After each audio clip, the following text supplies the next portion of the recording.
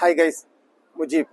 ഞാനിപ്പോൾ പറയാൻ ഉദ്ദേശിക്കുന്നത് എന്താ വെച്ചാൽ, നമ്മളിപ്പോൾ PVC, മൾട്ടിവുഡ്, WPC ഒക്കെ ഉപയോഗിക്കില്ലേ കിച്ചൺ വർക്കിന്.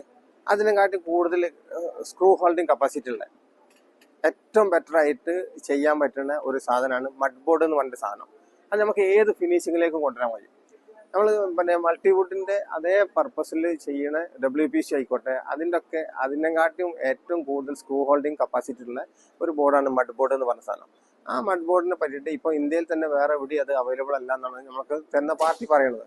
അതുകൊണ്ട് തന്നെ ആ സാധനത്തിൽ നമ്മളത് കിച്ചൺ വർക്കിന് എടുക്കുക എന്നുണ്ടെങ്കിൽ തീക്കും പറ്റില്ല, പിന്നെ മഴ നനയിച്ചിട്ട് ഒരു കുഴപ്പമില്ല.